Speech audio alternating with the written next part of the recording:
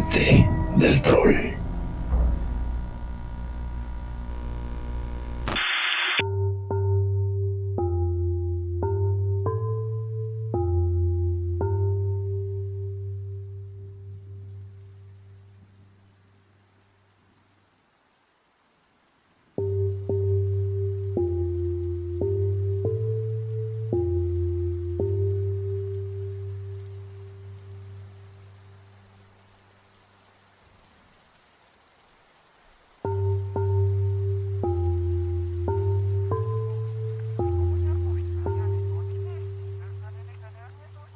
Hoy en día el zombie está muy bien recibido entre las masas que atienden al cine.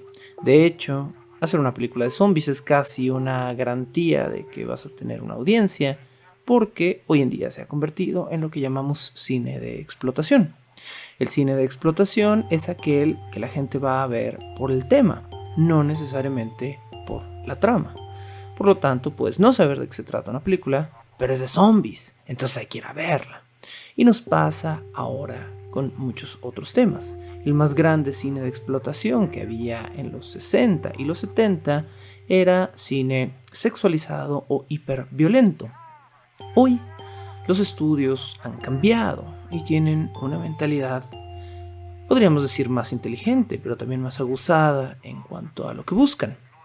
Hoy en día nuestro cine de explotación es el cine de superhéroes. A la gente ya no le importa la calidad de las películas o las tramas o los arcos de personaje, solo necesitan que sean películas de superhéroes. El cine de zombies del nuevo milenio se ha ido convirtiendo poco a poco en un nuevo cine de explotación, pero no siempre fue así. De hecho, cuando el cine de zombies comienza, es todo lo contrario, es un nicho de arte. Eso fue lo que le pasó a Romero. Después el mismo Romero populariza el género, Dan O'Bannon lo vuelve pop y eventualmente en los años 90, con la llegada del cine de arte, quizá ya a principios del 2000, el cine de arte de zombies, 28 Days Later, Shaun of the Dead, que son películas de directores independientes de presupuesto medio, con un enfoque mucho más artístico de su propia visión de zombies, el cine cambia. Y el cine de zombies poco a poco se convierte en un consumo cultural. Eventualmente, los estudios ven potencial en ese consumo cultural y llegan a la comercialización. Creo que la gran explosión comercial de zombies no sucede en 2002 con cosas como Resident Evil, ¿no? En realidad sucede cerca de 2010, 2012, cuando estas películas, este cine de arte de zombies como del que hablamos y del que vamos a hablar hoy todavía al principio del programa, se convierte en cine masivo comercial AAA y las películas de zombies comienzan a ser blockbusters. Ese es el cambio del que vamos a hablar el día de hoy, y cuando digo vamos a hablar, ya lo saben, es porque en estos programas de Cine Sin Cerebro no me encuentro solo. El día de hoy nuevamente me acompaña Adi Arellano. Adi Arellano, con mucha emoción de por fin poder empezar a compartir mi opinión en torno a películas, bueno, de zombies claramente, pero específicamente una que no solo es mi favorita de zombies, me atrevo a decir que es una de mis películas favoritas de todos los tiempos, y creo que estarás de acuerdo. Esto para mí es muy confuso. El programa anterior llegamos más o menos hasta 2005-2006 en la historia de las películas de zombies, y nos hizo falta por cuestiones de tiempo comenzar a hablar de la cinta REC. REC, REC, como si presionarse el botón rojo en una cámara, que es exactamente lo que significa en el título de esta película. REC es una película de 2007 de Jaume Balagueró, este director español, quien por cierto, bueno, seamos específicos, es una película de Jaume Balagueró codirigida con Paco Plaza. Aquí hay algo interesante con esta película. Hemos visto otras películas de Jaume Balagueró y hemos visto otras películas de Paco Plaza. Y ninguno de los dos me parece que sea un buen director. Esto es muy extraño. Todas las secuelas de Rec, que solo dirigió uno de los dos, son muy malas. Mientras duerme, que es esta película extraña de un conserje que se mete a los cuartos de sus inquilinos, que suena interesante la premisa, pero la película tiene una muy mala ejecución, que también es de Jaume Balagueró, es una mala película. Entonces, estos dos directores parece que por separado no funcionan, pero son como la plastilina epóxica. Cuando mezclas los dos colores, sale algo hermoso y muy sólido. Y creo que este es el caso específico de Rec, esta película de 2007, que a los dos nos encanta, pero a nadie más le encanta como a Adi. Aquí entonces vuelvo al comentario que hacía hace unos minutos. Estoy muy confundido. ¿Cómo es que no te gusta en lo particular el cine de zombies? ¿Cómo es que sí te gusta el terror, pero por lo general no prefieres el terror gore de zombies? ¿Cómo es que prefieres muchas veces un terror más sofisticado y más americano y más misterioso? Y una de tus películas, tu película favorita de zombies, y una de tus películas favoritas ever es Rec. ¿Qué pasó ahí? ¿Qué salió mal? ¿Qué salió bien con esta película? Primero quisiera yo comentar que sí, me desagradan las películas que son un poco gore, donde se ve no tanto sangre, sino, bueno, ya te lo he platicado, ¿no? Piel quemada o cosas, bueno, muy asquerosas. Te dan cosas los quemados y las caras deformes. Sí.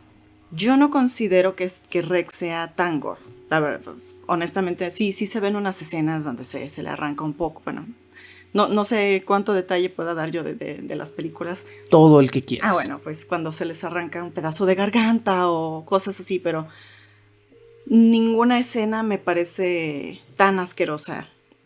Se los mencionaba en programas anteriores que muchas veces incluso necesito como voltear a una esquina o a otro lado, a una esquina de la televisión o a otro lado del cuarto porque no, pues sigo escuchando la película pero no puedo ver ciertas escenas. Con Rec nunca me ha pasado.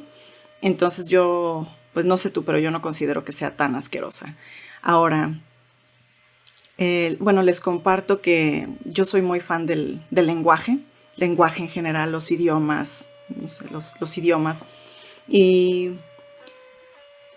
hay algo que a mí me parece muy fascinante, tal vez es difícil de explicar y de transmitirlo, pero encuentro muy gracioso cuando ciertas frases que en apariencia son simples tienen como una pequeña historia detrás o cuando claramente hay un sentimiento detrás y no se explica con palabras, no te lo desmenuzan, pero se siente, uno es capaz de comprenderlo. Y esto para mí hace, bueno, creo que si vieran Rec podrían comprender a lo que me refiero, pero Rec tiene muchísimo esto. Obviamente es una película con muchísima comicidad. Para mí es una película graciosa. Para mí no es una película de terror, no es una película... Pues ni siquiera podría pensar tanto en los zombies. Yo pienso en Rec y pienso en un momento de hora y media en el que voy a estar muy relajada y muy divertida. Y todo este rollo de muchas frases recurrentes en Rec es algo grande para mí. Pero aquí yo tengo otra cuestión que, sí, o sea, sí te creo, o sea, y sí te entiendo, y sí entiendo dónde ves tú la comicidad. Hay que establecer también que tienes un sentido del humor peculiar. Muchas cosas que a mucha gente no le parecen cómicas o del todo cómicas, a ti te lo parecen. Citando a Ellen Ripley en Alien 4, muchas cosas me parecen graciosas, pero no creo que lo sean. Sí, creo que me pasa mucho, por ejemplo, también en Breaking Bad. Hay capítulos donde entiendo que hay situaciones con un cierto grado de comicidad en Breaking Bad, pero tú te mueres de la risa mientras están matando a alguien en Breaking Bad, y entonces es un poco confuso. No me parece gracioso que maten a alguien, sino algo que me resulta muy gracioso es la desesperación de un ser humano detrás de de las frases que, sí, pues que no iba a decir que elige, pero yo no creo que las personas cuando estemos tan desesperadas estemos eligiendo lo que vamos a decir, nos sale natural y esa desesperación en el lenguaje es lo que a mí me encanta. Sin embargo, REC es una de las películas más tensas y terroríficas que yo he experimentado en una sala de cine, ¿sí? Para mí, y creo que también para ti, si no recuerdo mal, en el lejano año de 2007, la experiencia de ir a ver esa película en la sala de cine fue 2009, en ¿no? 2007, 2007 es la película de 2007 estreno. A menos que haya llegado 2 años tarde a México, que no sé, no creo. Yo discrepo, pero Bueno, el año de estreno oficial que tengo aquí a un lado de la película es 2007.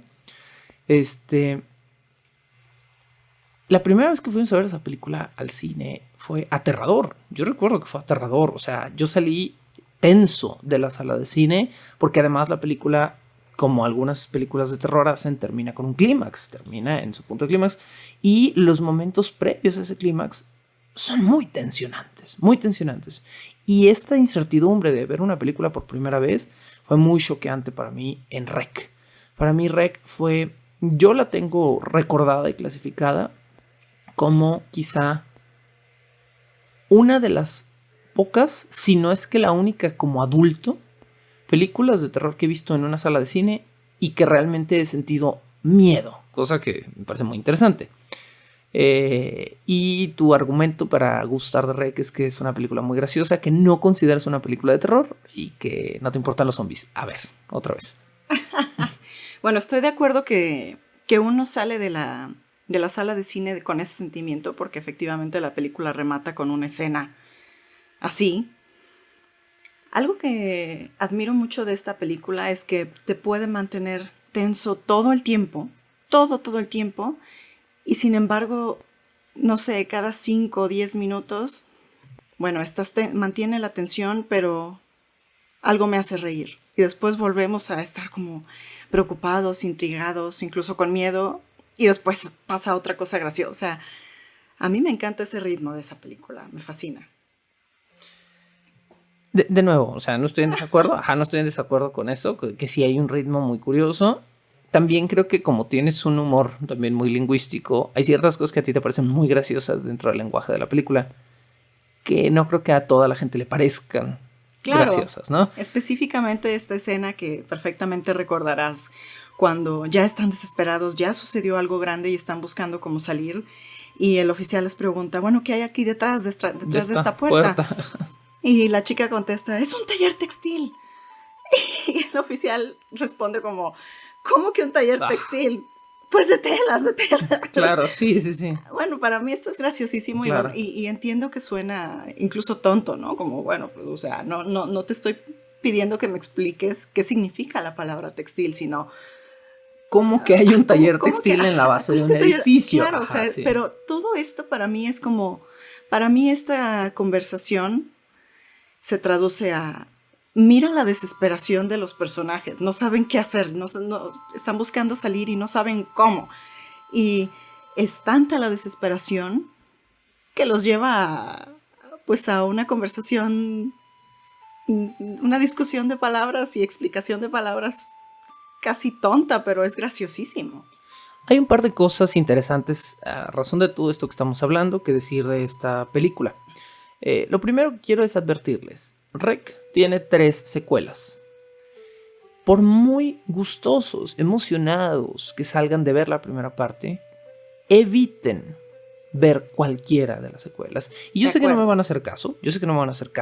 La mayoría de la gente es como, no, pero ¿cómo no las voy a ver? Ahora tengo que ver todo. Es como esa gente que compra una novela y como ya se gastó 400 pesos en el libro, lo sigue leyendo a pesar de que no le guste, ¿sí? Las primeras páginas fueron buenas, pero si ya no te gusta la novela a partir de la página 70, hazte un favor, no la termines, regálala, véndela, tírala, pero no la termines. Esto es lo que pasa con la franquicia de REC. REC tiene un REC 2, REC 3 y un REC Apocalipsis, ya en caso de que REC 4 fuera demasiado. REC 3 es tragable a medias. Es una precuela, REC 3, y eso hace que ciertas cosas que no se habían establecido en las películas posteriores se mantengan similares a la primera película, porque todavía tiene que no romper las reglas de la primera película, y entonces es más o menos interesante esta precuela de Rec 3. Igual evítela. Rec 2 es una perversión espantosa de Rec 1, donde Rec 1 en todo momento busca ser una película centrada, justificada de zombies, donde además está muy bien justificado. Quiero puntualizar algo. En el cine de cámara en mano, en este cine que está inspirado por Blair Witch Project, que llamaríamos found footage o de pietaje encontrado, este cine tiene que justificar muy bien que alguien esté grabando todo el tiempo. Y lo que hacen la mayoría de las películas estúpidas es no justificarlo, ¿no? Yo voy a grabar porque, no sé, quiero grabar el apocalipsis. Ok, bueno, está bien. Hay solo 2 o 3, pero me atrevo a decir que 2 películas que justifican muy bien su found footage. Quizá 3, sí. Blair Witch Project, que definitivamente fue la primera y la original en hacer esto. Otra sería Rec. Y yo pondría en un nivel de coherencia a la Actividad Paranormal original, que en su momento fue una película muy, muy interesante. En su momento fue original. Ahora ya es una gata revolcada en su propia arena, pero en su momento fue muy original.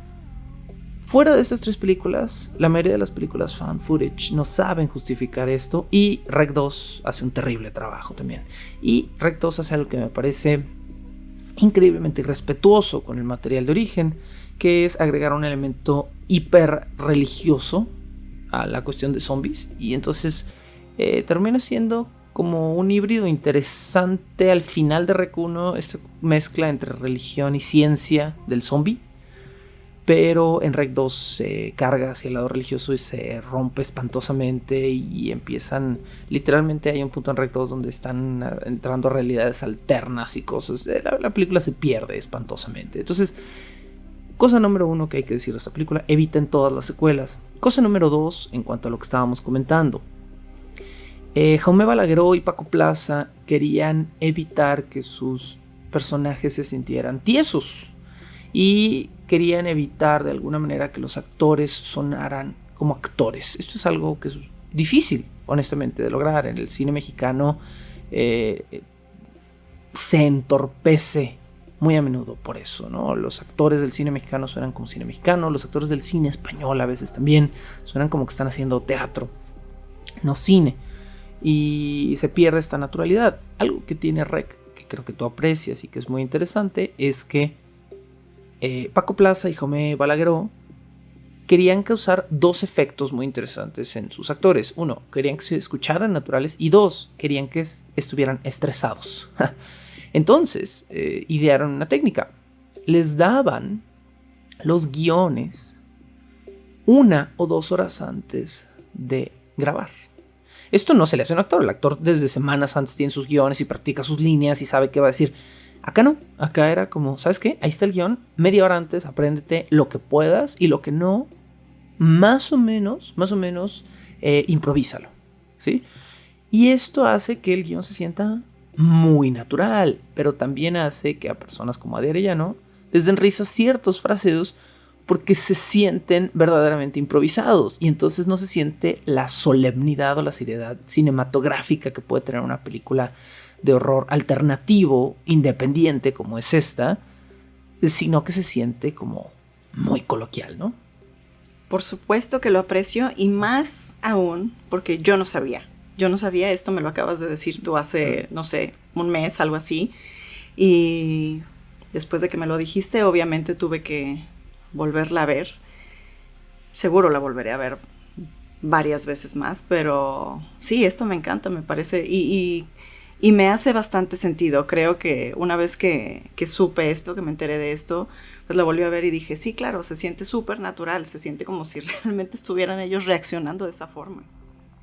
Rec es una de las recomendaciones más grandes que les podemos hacer en el ámbito de películas de zombies. Rec es lo mejor de todos los mundos. Es una película extranjera, en español, independiente, bajo presupuesto, bien lograda, buenos efectos, muy visceral, con la cual se van a divertir, se los garantizamos muchísimo. Esta película tiene el sello de aprobación de Adi Arellano, que es difícil de conseguir en el cine de zombies, y quizá Averígüenlo después de este pequeño segmento musical, pero quizá otras películas del día de hoy también cuenten con este sello.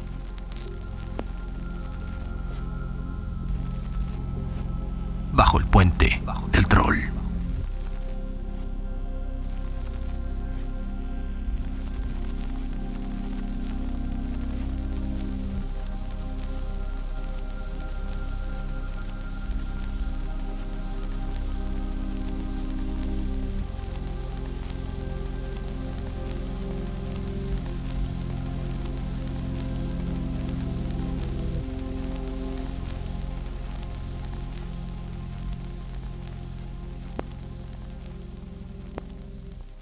Un estudiante joven proveniente de Ohio intenta alcanzar a su familia precisamente en este lugar, cruzando Estados Unidos tras una pandemia zombie. Este chico, quien tiene una serie de reglas para sobrevivir al apocalipsis, comienza en su camino a encontrarse con otros sobrevivientes hasta que se enteran de que quizá esta familia de inadaptados y seres extraños sea su nueva familia. Por supuesto, me estoy refiriendo a la película de 2009, Zombieland, de la cual vamos a hablar en este momento. Zombieland fue dirigida por Ruben Fleischer y lo primero que debemos de saber de Zombieland es que Zombieland no iba a ser una película. Zombieland fue originalmente vendida como una serie de televisión.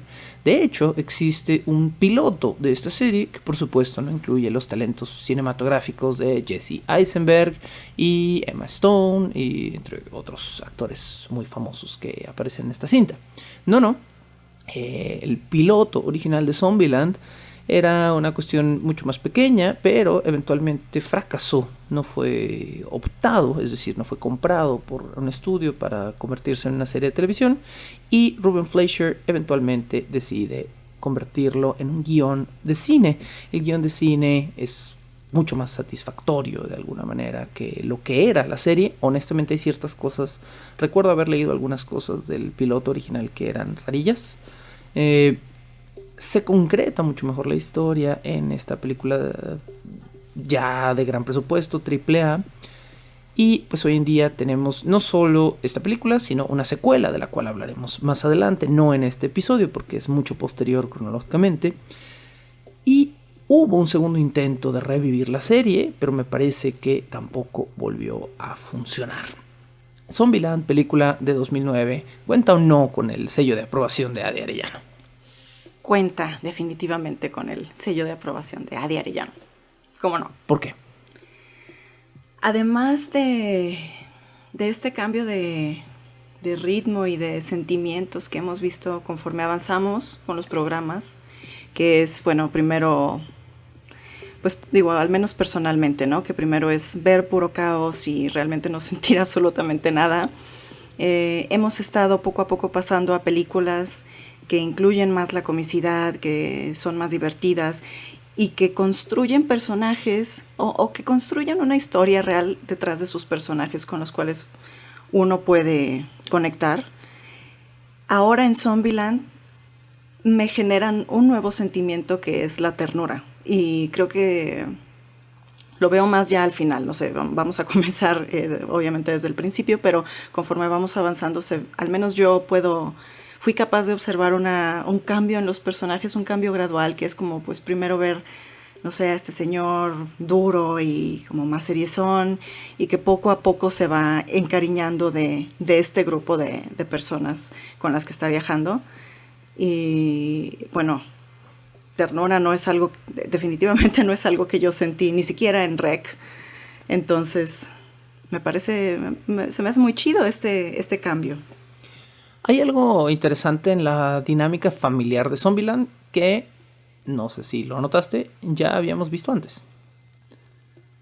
Un hombre grande, más o menos rudo, una figura de hija pequeña, un muchacho joven que termina enamorándose de una chica dentro del grupo de zombies. Es exactamente la misma dinámica de 28 Days Later. Claro, son exactamente los mismos arquetipos, manejados manejados en un tratamiento totalmente distinto, ¿sí? Manejados con otro tono, manejados por supuesto, con una dirección muy disímil a la de esta película, pero son los mismos arquetipos y creo que también por eso de alguna manera funcionan. Esta película tiene algunas características muy interesantes, juega mucho con sus sobreimpresiones, es decir, con este tipo de títulos que aparecen en la película, que aparecen como muy integrados, específicamente cuando el personaje de Jesse Eisenberg, quien se llama Ohio en esta película, los personajes se autodenominan como los estados de donde son. Ohio, me parece que son Ohio, Columbia, Wichita y Little Rock son los 4 personajes. Ohio en algún punto comienza a citar sus reglas para sobrevivir al apocalipsis zombie y cada vez que cita una regla aparece una sobreimpresión, un texto en la pantalla que nos deja en claro cuál es la regla a la que se está refiriendo, pero están muy bien manejados. El CGI de estas sobreimpresiones es muy natural.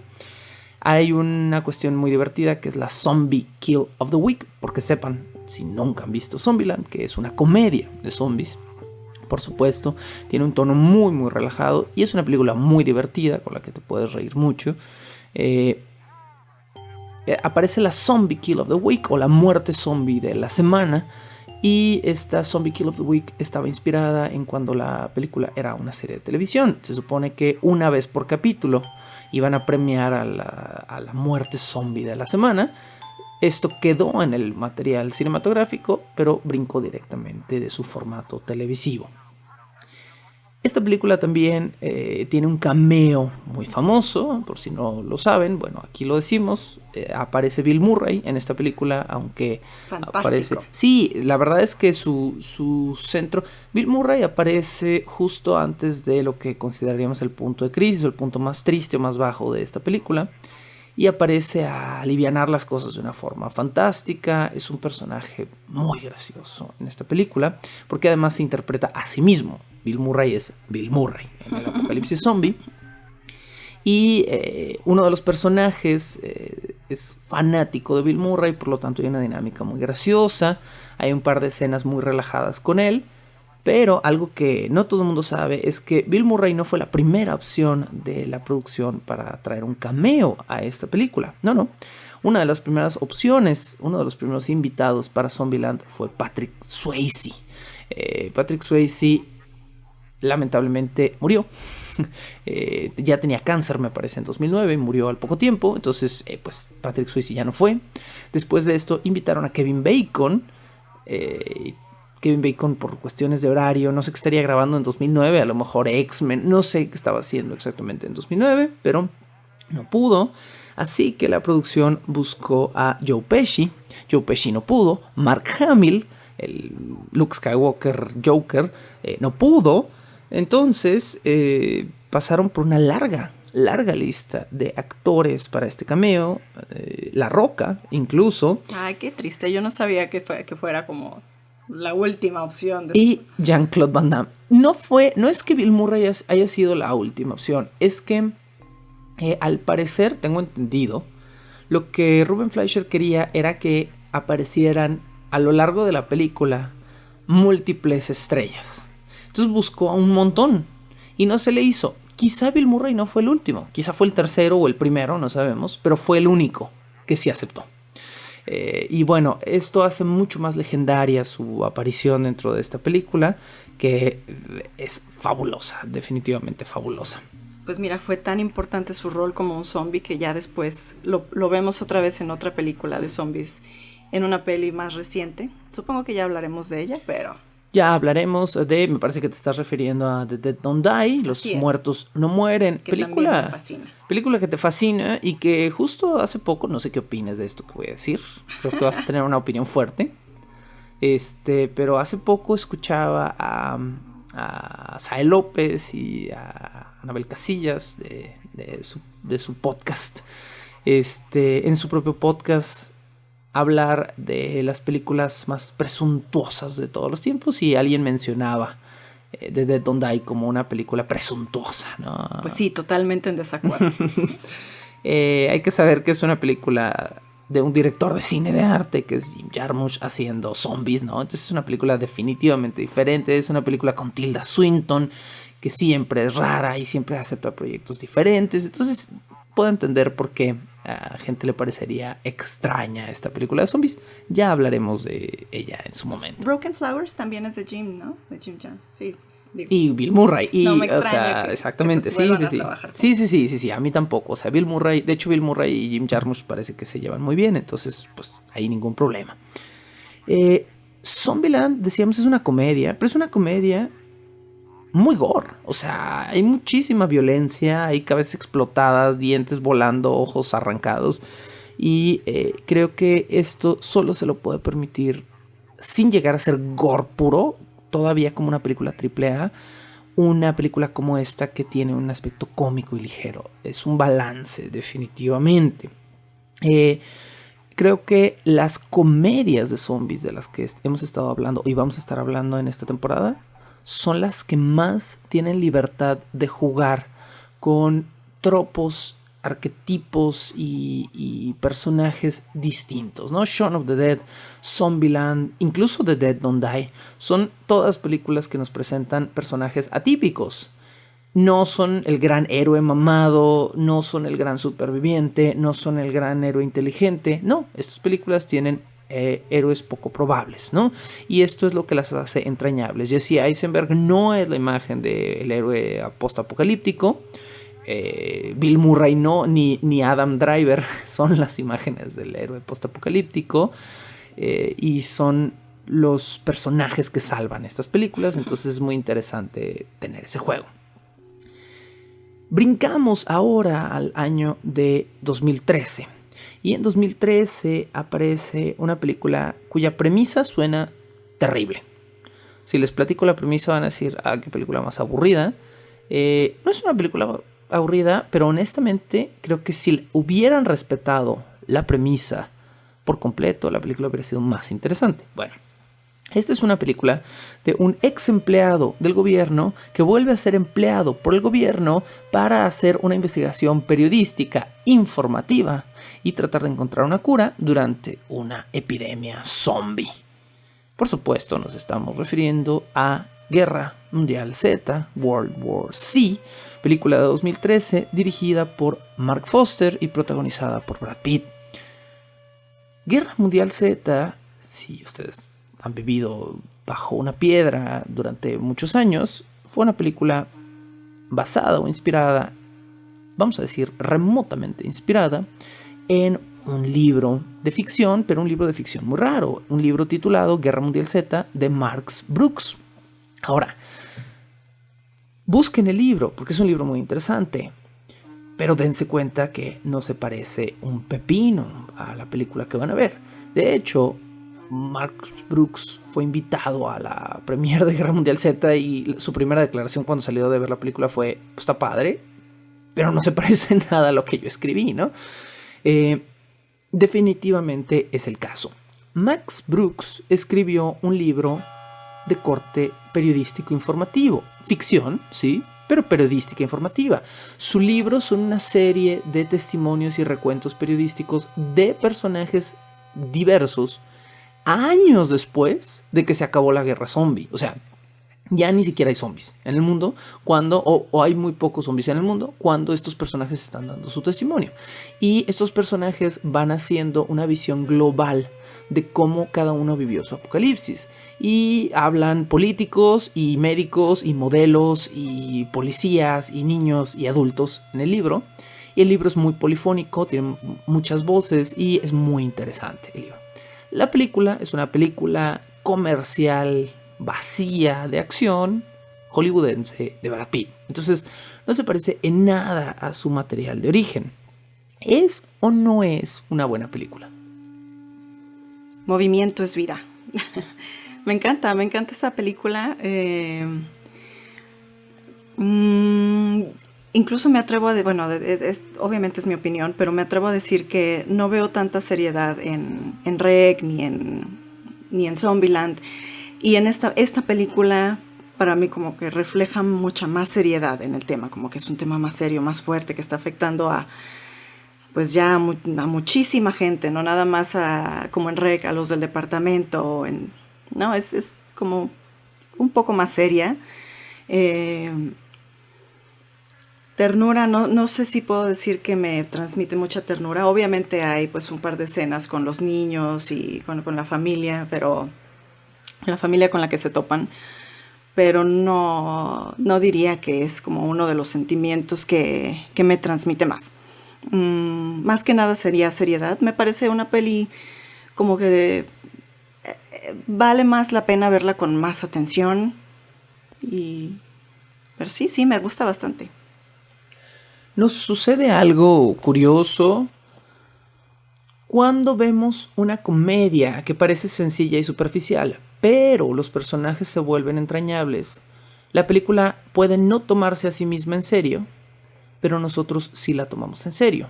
Y por lo tanto la película tiene ciertas licencias, pero nosotros estamos ya prendados de los personajes. Esto es lo que nos pasa con cintas cómicas de zombies como Shaun of the Dead o Zombieland, donde los personajes son muy entrañables. Siento de alguna manera que Guerra Mundial Z está en el otro lado del espectro. Guerra Mundial Z es una película que desde el principio te dice soy seria y profunda. Y sus personajes nunca son muy entrañables ni muy tridimensionales, excepto quizá sí un poco por el protagonista, que es Brad Pitt, que tiene una pequeña tridimensionalidad, porque es un padre de familia, porque tiene un pasado, porque tiene una serie de características que lo vuelven, comillas, más o menos real. La mayoría de los personajes que aparecen en esta película no son ni muy memorables, ni muy entrañables, quizá exceptuando al personaje de Segen, que es esta chica militar como de Medio Oriente, a quien le cortan un brazo y se vuelve un personaje como más o menos entrañable, ¿no? Pero, y creo que era la intención de Mark Foster desde el principio, por eso le pone este nombre. Segen, me parece que es una palabra que Mark Foster escogió porque significa dos cosas distintas.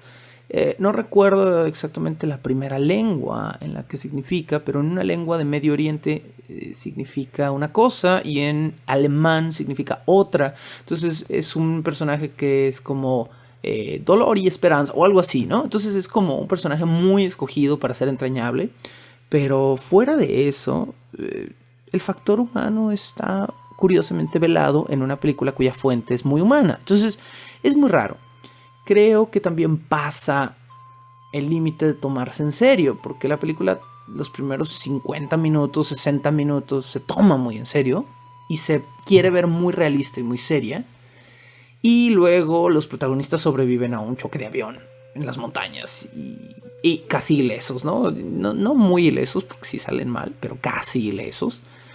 Y no sé, esto le resta de alguna manera como profundidad o seriedad también a esta película. Brad Pitt tampoco tuvo los mejores motivos para involucrarse en esta película, hay que decirlo. Hoy en día Brad Pitt ha vuelto secundaria su carrera actoral por encima de la producción cinematográfica. Esto más o menos comenzó después de Guerra Mundial Z, es decir, por estos años ya tenía unos añitos produciendo, como desde 2011 a 2012 Brad Pitt ya estaba produciendo, es el productor de Kick-Ass, entre otras cosas, ¿no? Y tiene muchas películas donde es productor ejecutivo, es decir, él está poniendo dinero para generar dinero, ¿no? Brad Pitt en 2013 estaba comenzando a juguetear con la idea de abandonar su carrera actoral y dejar de actuar, y de repente apareció, recuerdo más o menos en esa época en las noticias, ¿no? Algún artículo de Brad Pitt decide volver a actuar por esta película, y esto es totalmente falso. Lo que en realidad pasó es que Brad Pitt en 2013 ya tenía algunos hijos con Angelina Jolie, y al parecer 2 de sus hijos eran fanáticos de los zombies y lo convencieron como papá de tomar este rol en esta película. A Brad Pitt le gustó el proyecto, le gustó el libro de Max Brooks, le gustó que fuera un tema que le gustara a sus hijos. Y curiosamente, él de alguna manera produjo esta película también, además de actuarla, porque él quería tener una cierta potestad sobre el corte final de la película. Existe una versión unrated, podríamos decir, una versión entre comillas más adulta de la película, y la versión cinemática. Esto se debe a que como Brad Pitt tomó el proyecto para sus hijos, quería que hubiera una versión de la película que sus hijos pudieran ir a ver al cine a los 13, 12 años, ¿no? Entonces hay una versión, digamos, clasificación B de la película, donde hay ligeramente menos carne y sangre, pero también hay menos diálogo. La película es un poco más superficial, podríamos decir. La película está más velada.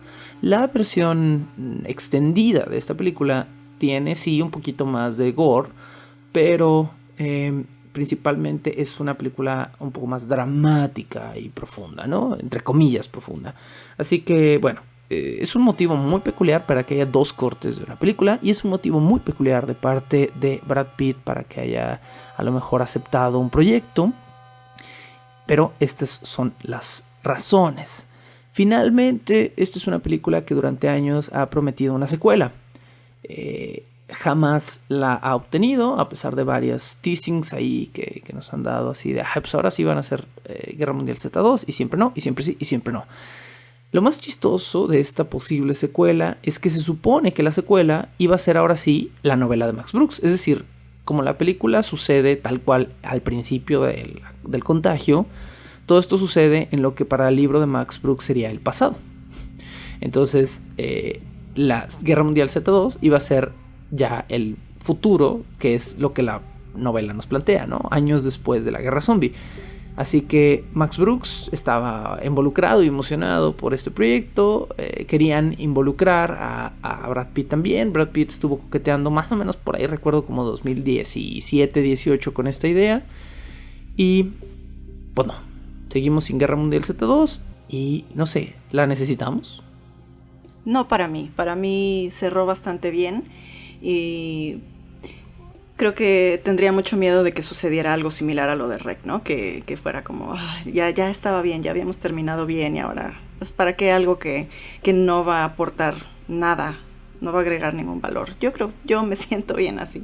No necesitamos Guerra Mundial Z2, quizá. ¿Ustedes qué opinan? ¿La necesitan?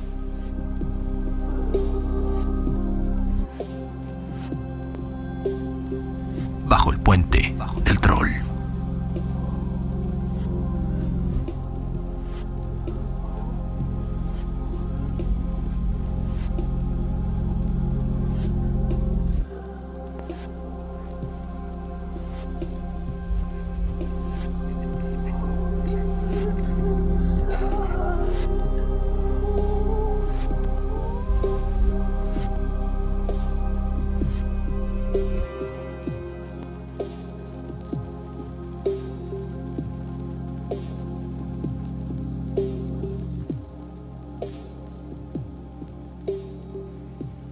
Después de Parásitos en 2019, el cine coreano tuvo un repunte que solo había tenido cerca del año 2001-2002 con las películas del director Park Chan-wook y con las películas de otros directores coreanos como Kim Ki-duk, que revitalizaron el cine, pero desde una perspectiva mucho más artística, podríamos decir. Bong Joon-ho en 2019, con su Parásitos, revitalizó el cine coreano. ¿O acaso el cine coreano tuvo un auge desde un poco antes con la película de 2016 de Sang Ho-yeon, Tren a Busan? Si no la han visto, según las palabras de Edgar Wright, director de Shaun of the Dead y la trilogía del Corneto, Tren a Busan fue la mejor película de zombies que él jamás vio en su vida. Cosa que automáticamente la colocó en un lugar muy interesante del estatus de las películas de zombie. Si no la han visto, brevemente les digo que Tren a Busan es la historia de un padre, un hombre ligeramente frío y distante, un empresario coreano que no tiene mucho tiempo para su familia, ha perdido ya previamente a su esposa y ahora está en vías de perder la relación con su hija pequeña.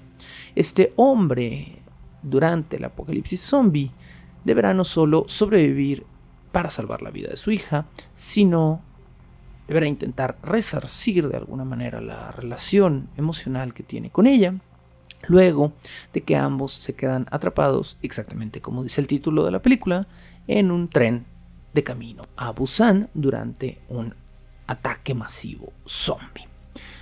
Algo que no mencionamos durante Guerra Mundial Z y que ahora recuerdo al hablar de Tren a Busan es que hace unos días decíamos que Tren a Busan y Guerra Mundial Z fueron de alguna manera las primeras películas de zombies en las que se siente la masividad del zombie, ¿sí? Si bien en Dawn of the Dead, el remake de Zack Snyder, se ven muchos zombies afuera del centro comercial, en Guerra Mundial Z y específicamente yo me atrevo a decir en Tren a Busan, el zombie pasa de ser muchos zombies a una verdadera horda zombie, donde los zombies se rompen los huesos y se destrozan por apilarse los unos encima de los otros y forman torres y montañas y se quedan colgados de los vagones de tren sin importar si la velocidad del tren les destroza las piernas con las vías, siguen ahí como una fuerza imparable.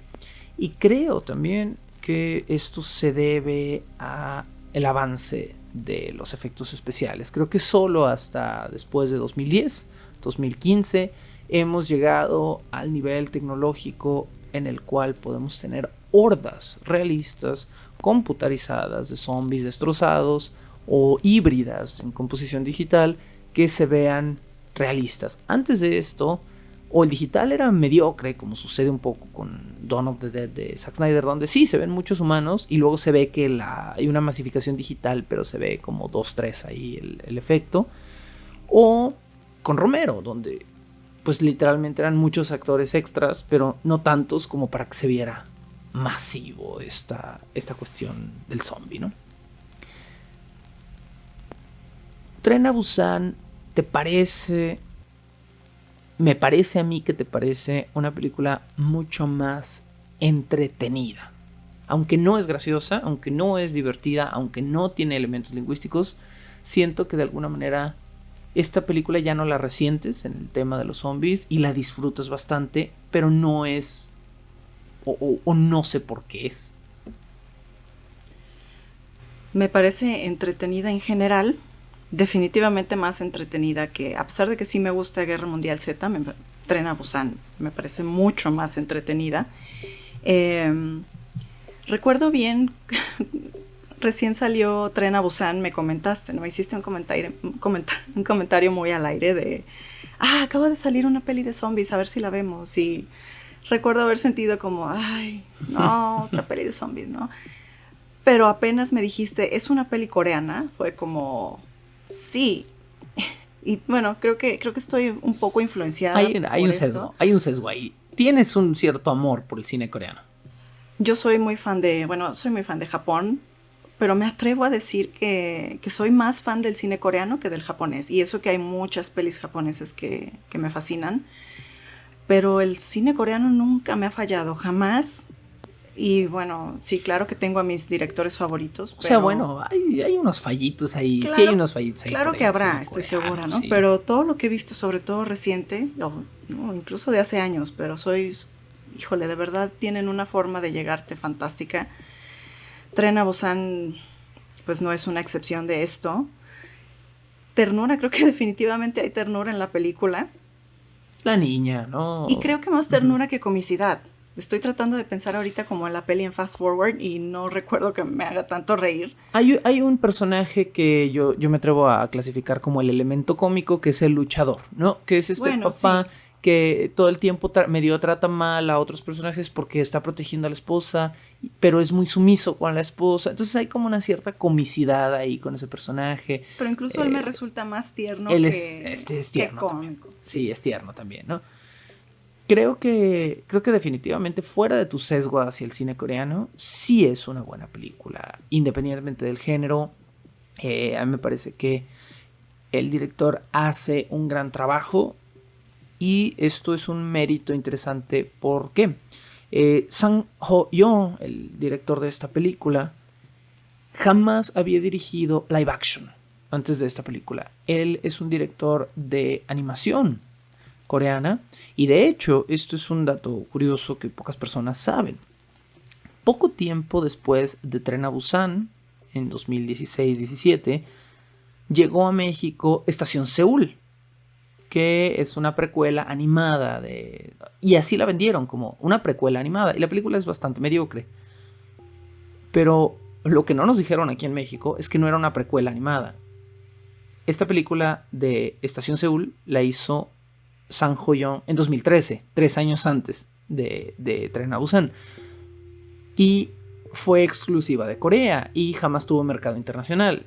Hasta que Tren a Busan se convirtió en un éxito en festivales y se volvió un estreno internacional, estrenó Estación Seúl como una precuela animada, pero en realidad ya había hecho la otra película. Y yo siento que de alguna manera esta otra película, que no logra lo mismo que Tren a Busan, fue una práctica positiva para después convertirlo en lo que sí fue Tren a Busan, que efectivamente sí es una película muy humana, que sí es una película muy interesante, pero que además tiene una herramienta narrativa muy inteligente, pero que también es muy coreana, que es el tren. Y no solo lo digo porque el tren sea fundamental en diversas culturas de Oriente, sino porque estoy pensando específicamente en la película Snowpiercer, que es de, creo que también es de Bong Joon-ho, me parece. Corríjanme si me equivoco porque no tengo aquí presente el dato justo en este momento. Pero Snowpiercer está basada en una obra, en un cómic, y es una película coreana, o de un director coreano con un cast americano, sobre un grupo de personas encerradas en un tren del cual no pueden salir, ¿no? Entonces me parece muy chistoso que haya 2 directores coreanos distintos que hayan tomado este mismo tropo y lo hayan convertido en una buena narrativa. Porque esto es exactamente lo que sucede en Tren a Busan. Estas personas durante la infección zombie se suben a un tren, ya no pueden bajar porque todas las ciudades están infectadas, y deciden moverse hasta la estación más grande, digamos, posible, donde se cree que el gobierno, la milicia, ya está protegiendo a los ciudadanos y entonces van a llegar a salvo. Y por supuesto, pues se utiliza el recurso de los vagones como una forma de ir cambiando la acción, cosa que sucede casi de la misma manera en Snowpiercer. Y de nuevo, esto me parece muy curioso, que 2 directores coreanos distintos hayan hecho ahí algo tan similar. Tren a Busan es una mezcla interesante de acción, no comedia, pero sí un tono muy humano. Hay muy buen desarrollo de personaje. Un poco de drama. Y un poco de drama que es casi melodramático. Sí. ¿No? O sea, hay un melodrama. O sea, los personajes no son tan profundos, pero parece que sienten las emociones como súper profundos, porque sí hay un elemento muy melodramático. Estas 2 hermanas que son separadas y que luego tienen un final ahí muy abrupto. Sí. El mismo papá protagonista con la niña, con la niña misma, la ex esposa. Hay un tono verdaderamente melodramático que de alguna manera apela muy superficialmente a nuestras emociones más simples, y esto hace que conectemos más velozmente con los personajes. ¿Algo que agregar de Tren a Busan? Bueno, tal vez no tiene mucho que ver con la peli en sí, pero me fascina ver también aquí a este actor a este chico que está enamorado de, bueno, el chico que es como parte del beisbolista, que después, bueno, si algunos de ustedes ya vieron Parásitos, pues lo van a ubicar de ahí también, y pues creo que, pues sí, Tren a Busan es antes, ¿no? De Parásitos. Tren a Busan es 2016, Parásitos 2019, entonces sí pude ver yo una evolución en el actor, que pues digo, de por sí es joven, creo que debe tener menos de 20 años en Tren a Busan, sí. Y ahora ya está un poco más grande en Parásitos, y bueno, a mí me encanta. Aunque son coreanos, ¿no? A lo mejor tiene 38 años y no lo sabemos, sí, o sea, también, se sigue viendo como que tiene 19, sí. Hay algo en el agua, yo no sé, no sé en dónde beban la fuente de la juventud, pero definitivamente los coreanos tienen algo en la piel específicamente, sí, que siempre los hace ver como ligeramente más jóvenes, y eso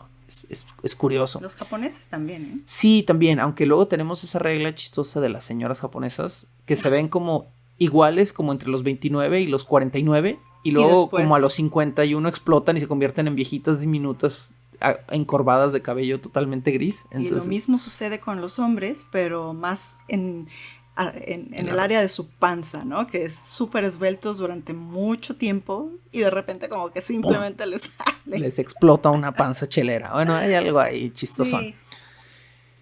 Con esta película vamos a cerrar nuestro episodio de hoy. Nuestro siguiente episodio, quizá, vamos a ver qué dicen las fechas y los hados de la preparación administrativa aquí.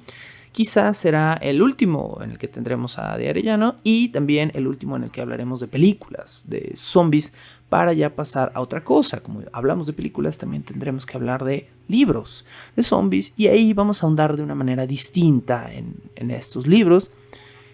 El día de hoy cerramos hasta el año 2016 entonces con Tren a Busan en esta evolución de películas de zombies que comenzó en 1968. Con La Noche de los Muertos Vivientes. Y bueno, por supuesto, nuevamente la próxima semana, espero, tendremos como invitada a Adi Arellano. Sí, Adi Arellano no se niega. Antes de cerrar, quisiera recordarles que en el programa anterior mencioné una frase que incluso les dije, no quiero hacer ningún spoiler, pero ya hablaremos de esta película y les comenté lo de La puerta no aguantará. Pues bueno, no lo volvimos a mencionar aquí, pero eso es parte del guión de Rec y también es algo que a mí me resulta súper gracioso. Espero que la vean y quizá pues le puedan comentar un poco a Sergio sobre todas estas frases que les he mencionado en el podcast y pues que me encantan. Fuera del elemento lingüístico, creo que la mayoría de la gente que no haya visto Rec y que vaya y la vea por esta recomendación no van a estar enteramente de acuerdo con que sea una película súper graciosa. Creo que van a encontrar ligeramente perturbante tu sentido del humor, pero yo entiendo por qué te parece muy graciosa. Se van a preguntar por qué me invitaste en primer lugar al programa. Invitada vuelves a quedar para la siguiente semana. Muchas gracias por estar aquí en este programa. Adi Arellano. Muchas gracias. Hasta el próximo domingo. Hasta el próximo domingo. Por supuesto, nos escuchamos. ¿Dónde? Debajo de los tablones de este puente, donde la realidad se mezcla con la fantasía y donde las cabras peligran al momento de cruzar. Esto fue Bajo el Puente del Troll. Sergio Vicencio y Adi Arellano les dicen hasta la próxima semana. La locución, la producción y la música original de este programa son creadas por Sergio Vicencio. Ve a patreon.com/Sergio Vicencio y apoya este podcast para obtener horas de contenido adicional. ¿Quieres comisionar cápsulas, episodios o incluso temporadas completas o comprar contenido digital de Bajo el Puente del Troll? Ve a coffee.com/Sergio Vicencio y encárgate de decirme qué hacer. Es coffee, ko-fi.com/Sergio Vicencio. Búscame como @recuadroblanco en Twitter e Instagram o como Sergio Vicencio en YouTube para darme tu opinión sobre este podcast. Bajo el Puente del Troll.